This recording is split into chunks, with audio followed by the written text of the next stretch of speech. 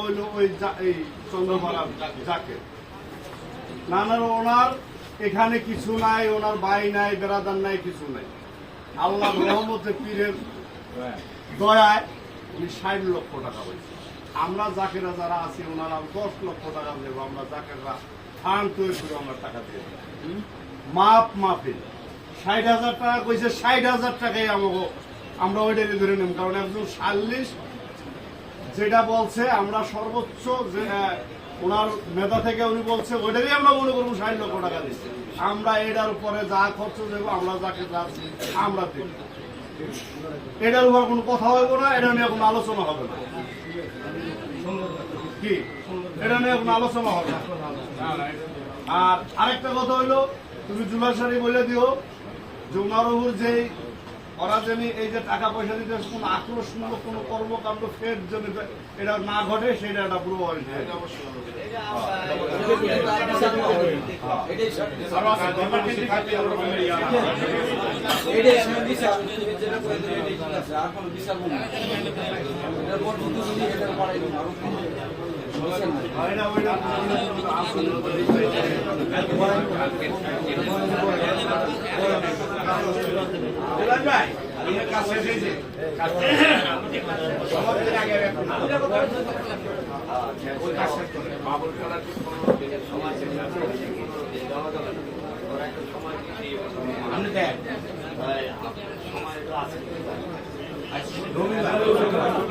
আজকে রবিবার নাকি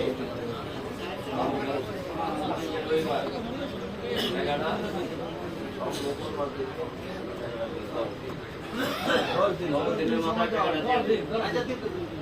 আমার কাছে মঙ্গলবার পরে মঙ্গলবার আমার কাছে দিবা এই সময়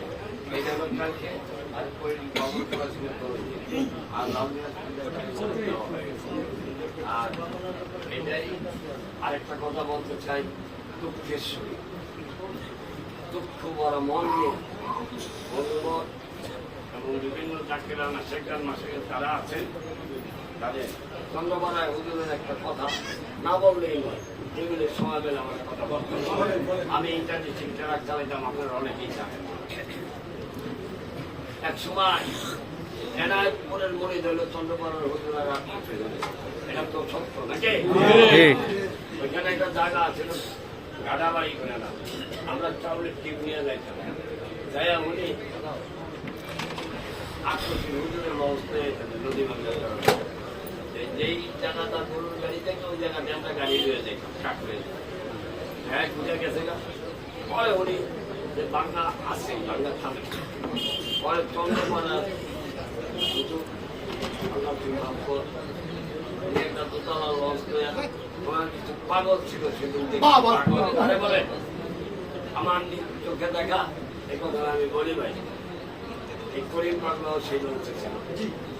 লঞ্চ যখন নিকে আসতেছে হাজার হাজার মানুষ সিরাজ মন্ত্র সহজ পর্যন্ত বেরিমান অনেক উচ্চা বেরিমান খারাপ এই লঞ্চ গাঙ্গের ছয়ানি থাকতে এই পাগল সব ফলাইয়া এই বাঙ্গুনিয়া গাঙ্গে পড়ে গেছে। প্রায় 8-10 দিন পরে গেছে। বিভিন্ন লঞ্চ আসতে ওই ঘাটাবাড়ি লঞ্চ হয়েছে। লোক তো অনেক ঝামেলা গেছে। পরে একজন বলল যে ওই পাগল নামে লঞ্চ চিনছি আমরা, আমি চিনছি যে আমাদের দেশে এই ঘাটাবাড়ি আজ পর্যন্ত ভাঙে নেই, সেই জায়গায় এই গান আছে এখনো আছে। বিষয় তোমরা দয়াময়, তোমরা আল্লাহর ওলি, তোমরাই সব বলে আমরা বুঝি না। আমি সবাইকে বলবো আজকে আপনার যান যারা তাদের আচরণ ভাষার কথা দয়ায় আমরা সুস্থ সমাধান দেওয়ার চেষ্টা করছি। আল্লাহকে হাজির নাজির রেখে আমরা যদি কোনো বৈঠকের দিক হয়ে থাকি তাহলে পারের পক্ষ থেকে আমি ক্ষমা পাচ্ছি, আপনারা আমাদেরকে মাফ করে দেন এবং আপনার কাছে দোয়া চাই আমরা যেন আগামী দিন এই কাজটি না করি। আর যারা করছেন তাদেরকে বলতে চাই তারাই এই পুরোপুরি এমন কোনো দিন নাই আমার সাথে তার সাক্ষাৎ নেওয়ার কাজ কামনা মাঝখানে দাদা এই ব্যাপারে যদি উনি একদিন বলেন, উনি যদি একদিন বলেন যে এই ব্যাপারে আমার এমন মানুষের পোয়ায়, এই কথাটা জিজ্ঞেস করে তার পাঠ্যম ধরে আমি এগিয়ে থাকি। এই কথাটা মনে রাখতে হবে সবার, যে ওনার এই ব্যাপারে কোনোদিন কেউ প্রশ্ন করে, আর উনি তো আমাকে জানান সন্ধান করে আমার মার্কেটের সামনে বলছি সব মাঠ করেই বসে, তো কথাটা জানতে পারে তার সন্তান নিয়ন্ত্রণ করবেন না, আরে কিন্তু পাঠ্যম দেবে না এড়িয়ে পারি। কথাটা মনে রাখতে হবে যারা উপস্থিত। সকলকে ধন্যবাদ। আমি তো চাই এবং আমার এই বিচারের ব্যাপারে কার্যক্রম এখানে স্থগিত। আমরা সভাপতি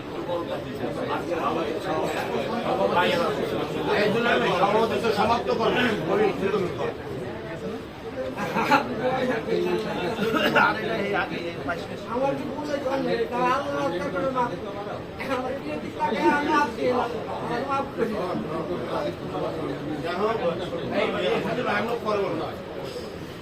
আমরা এখানে জাকির ভাই যারা আসছি বিভিন্ন ইউনিয়ন থেকে, এই উপজেলার অনেক জায়গা থেকে আসছি।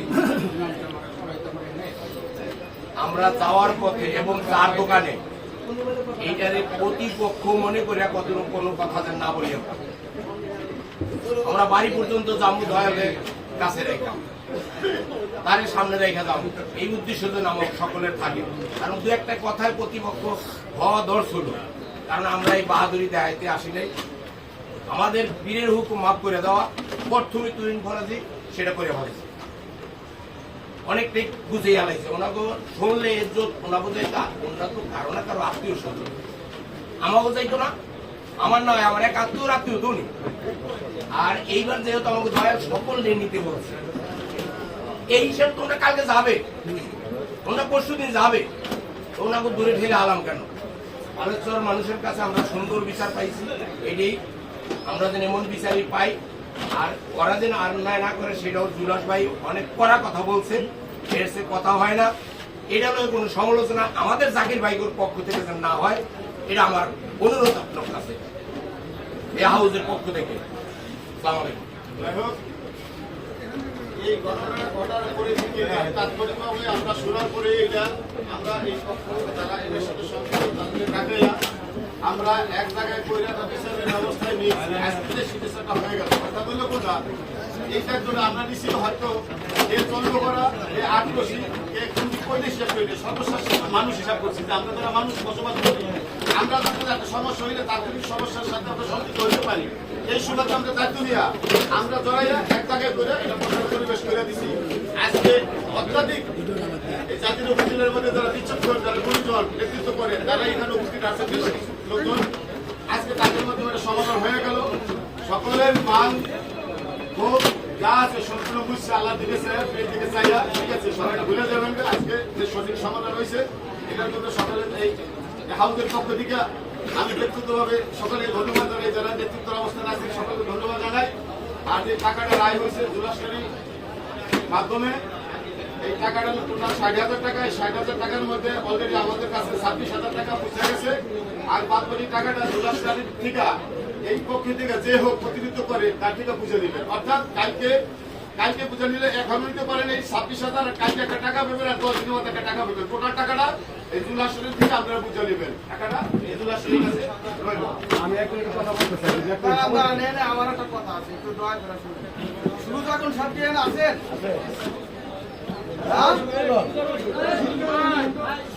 সব আছেন এখানে, আপনি সামনে আসেন। থানায় একটা দরখাস্ত করা হয়েছিল ভারতী সাহেব, থানায় একটা দরখাস্ত করা হয়েছিল ওনার পক্ষ থেকে।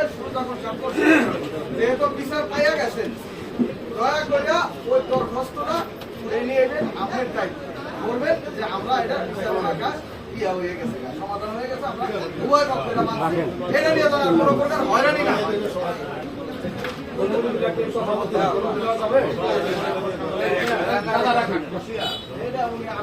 জুলাসের কালে যে কথা বলছে, বলিমুল্লাহ কাকা যে কথা বলছে, জুলাস যে কথা বলছে,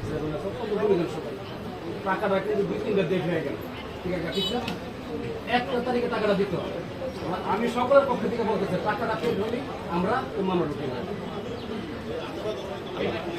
ঠিক আছে, টাকাটা কালকে দিলেন, টাকা পরিশোধ করে টাকা উঠে নিয়ে আসবো, তা না, টাকাটা দিবেন 1 তারিখে। হ্যাঁ, এটা চালু দিতে হবে। আমি বলি দাঁড়াও, দাঁড়াও, দাঁড়াও। কোন দেশে চিনা লাগে না। এই খবর হবে জানো। গল্প চিন্তা করে দাও, 10 দিনের মধ্যে আপনি সাধারণ অনুযায়ী হ্যাঁ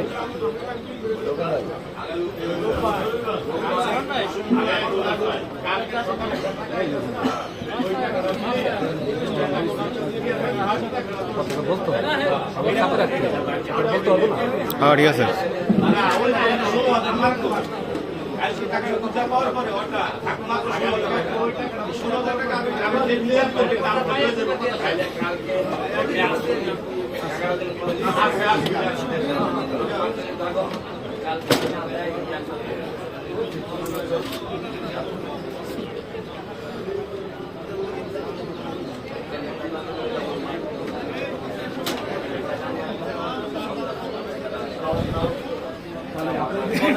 টাকা আমি 1 মাস পরে দিব, কোনো সিন আপনি বললেই হবে, কিন্তু তখন কেন বলছেন এই জন্য বলছি আপনি কথা আসবে টাকাটা কখন